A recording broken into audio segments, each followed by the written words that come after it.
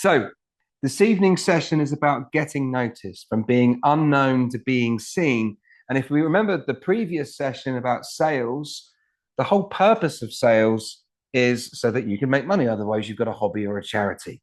But what I was encouraging you to do was to have conversations with people you already know first, because that helps you test your ideas, it helps you practice your pitch, it helps you build your confidence.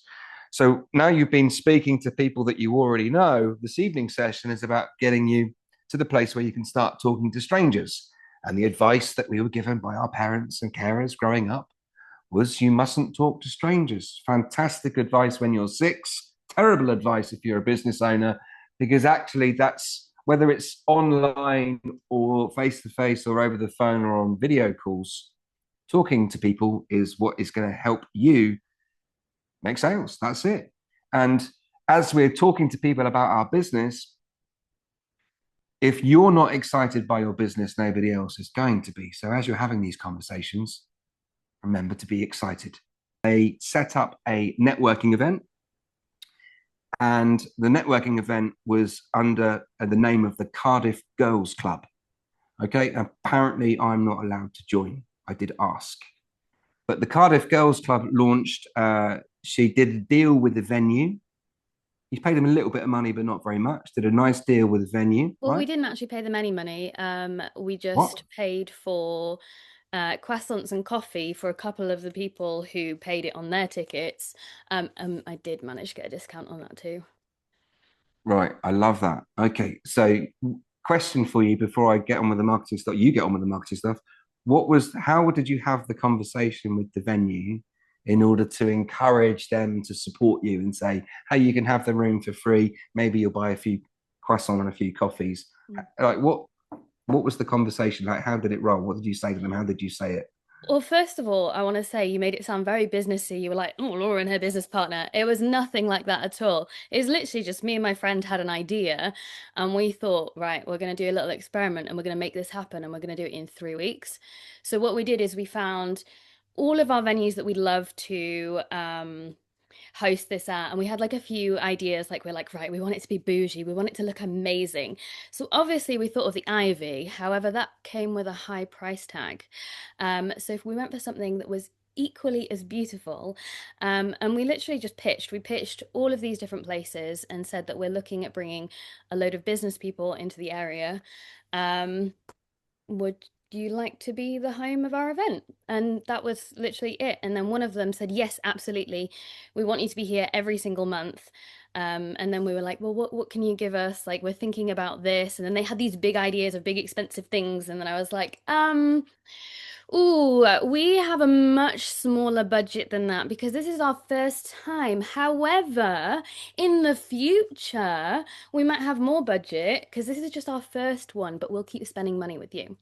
And then there was another conversation about money, and then she was like, "Oh, it's £10 per head," and then I was like, "Oh, we were thinking £5," and she was like, "Maybe I could do it for seven," and then I said, "Oh, six," and that's how we did that.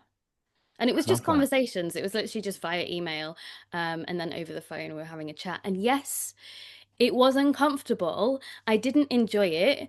It wasn't fun. However, she's lovely, and it wasn't really that scary. What is the purpose of marketing? Let's have a look. To be seen, to sell more. Yeah. Yeah, like Simon told you all about sales last week, didn't he? But now what we're going to do is we're going to use marketing to get in front of more people. Yeah, to make more sales. Absolutely. Promote sales, sell stuff, communication. See, look how many different ideas there are there of what the purpose of marketing is.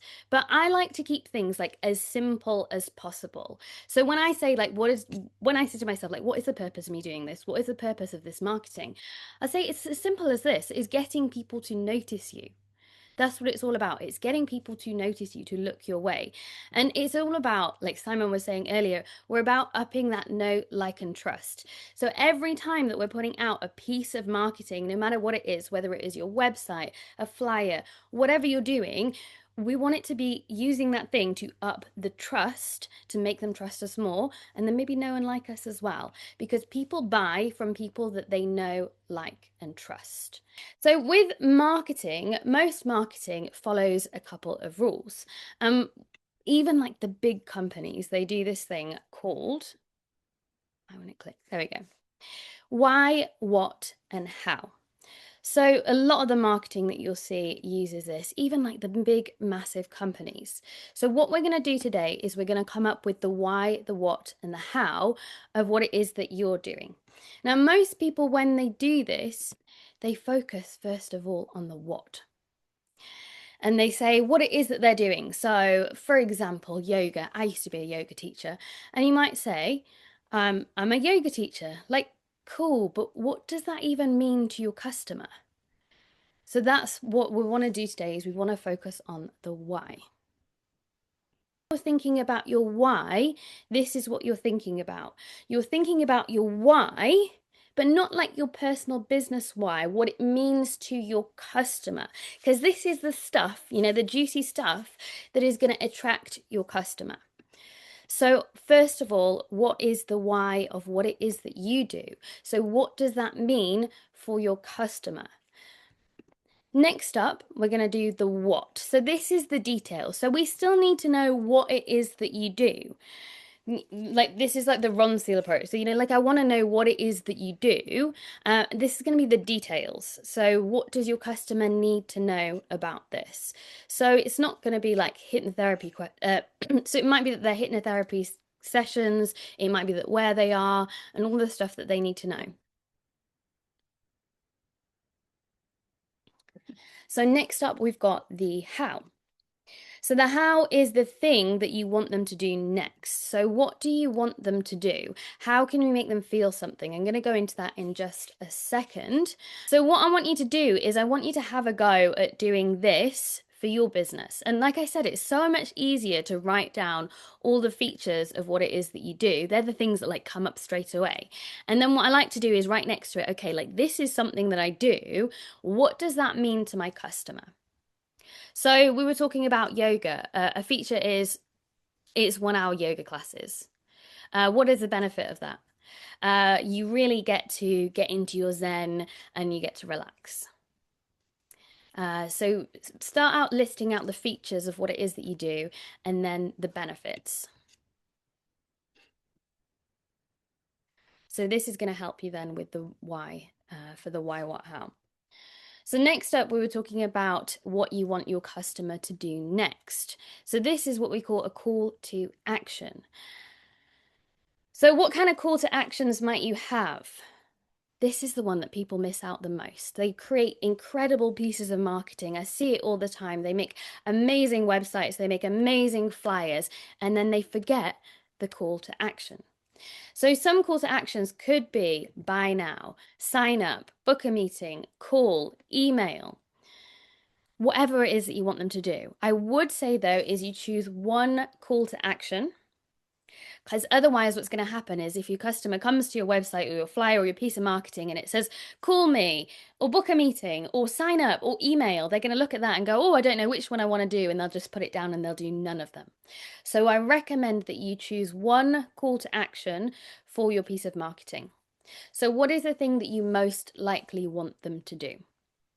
Yeah. Cool. So let's start with the what, because I always find it easier to start with the what. I've done some examples here for you. So this one is hypnotherapy. So I've put in the what. I'm a certified hypnotherapist who helps people rewire stress and anxiety at a subconscious level through guided sessions. That is what we do.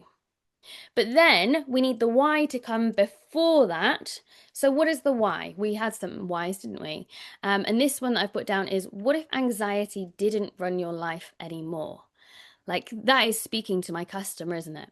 Like, what if anxiety didn't run your life anymore? If I'm sat there and I've got anxiety and I'm like, oh, that is really going to speak to me. So we've got the why now, we've got the what, and then it's the how. So how are we going to work together? So book your first session today and receive 20% off if you start before the end of the month.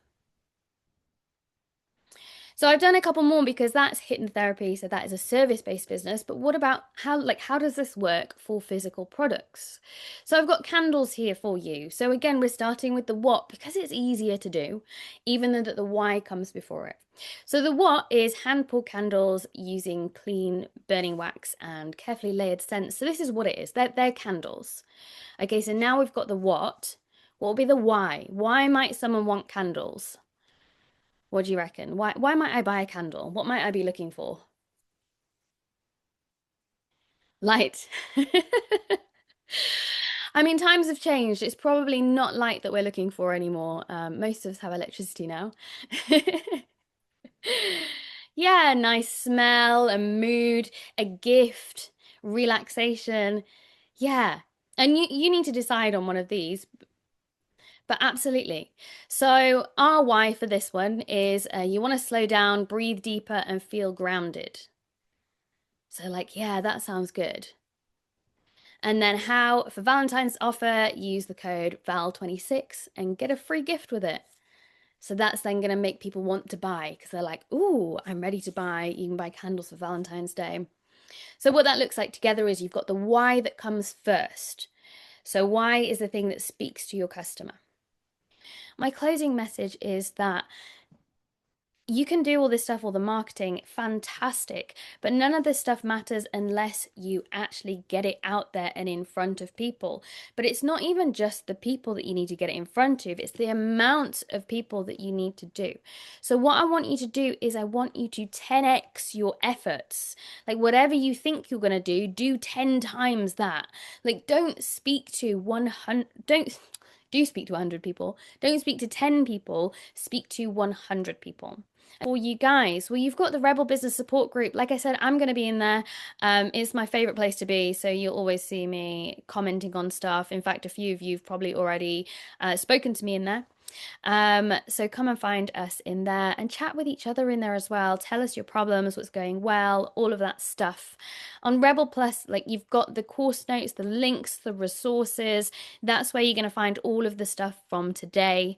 And then like next week, you've got another Rebel Monday coming up. And next week, what you've got coming is the amazing Henry is going to be here to help you with all of that stuff that's a little bit scary. You know, like the business stuff. Henry's going to help you out with all of that stuff. Like, I remember when I was starting, I had no idea about any of this stuff. So he's going to he's going to give it to you in the easiest way to digest. And hopefully you'll have a little bit of fun with him as well. So you've got that coming next Monday. Oh,